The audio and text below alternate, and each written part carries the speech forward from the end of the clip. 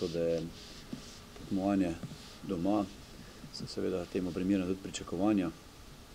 Mi smo v tej kvalifikacijski skupini iz bobna 2.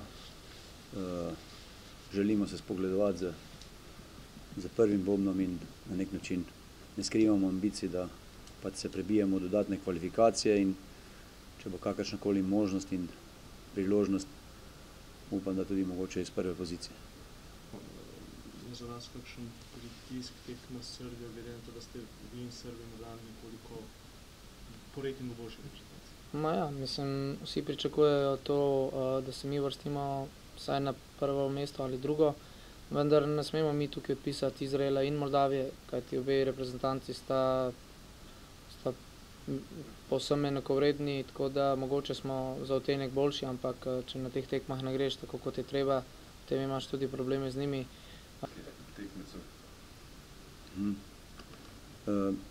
Z Izraelom zaenkrat se naša reprezentanca še ni srečala. V njih imamo pač DVD zapise iz zadnjih kvalifikacij.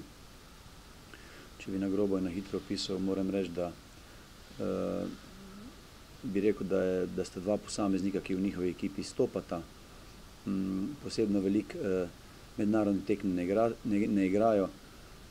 Računamo, da smo v dostih elementih futsala pač boljši nasprotnik.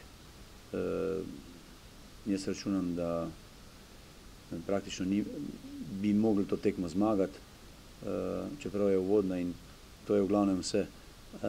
Kar se tiče Moldavci, z Moldavci smo se že srečali. Moldavci so tipični predstavnik ruske šole, lažji, hitri igralci, ki so, bom rekel, fizično zelo, zelo dobro pripravljeni. In to je v bistvu nekaj, kar jih krasi. Dejstvo pa je, da mislim, da smo mi tehnično močnejši in mogoče sigurno tudi malo bolj uigrani.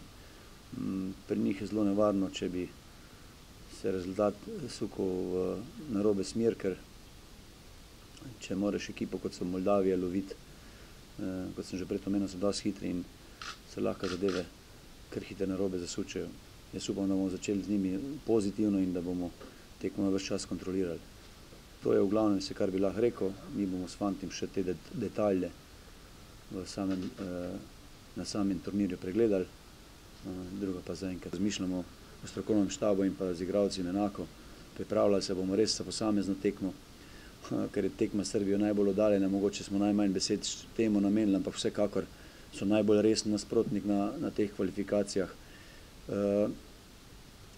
Tudi oni imajo, bom rekel, kar nekaj težav za sestavo ekipe. V tem trenutku jim je še poškodovan kapetan. Najverjetneje na teh kvalifikacijah ne bo Periča in pa Rajiča, ampak to ne pomeni popolnoma nič. Jaz sem si kar nekaj tekem od njih v zadnjem obdobju ogledal, dve z Makedonijo, dve z Italijo.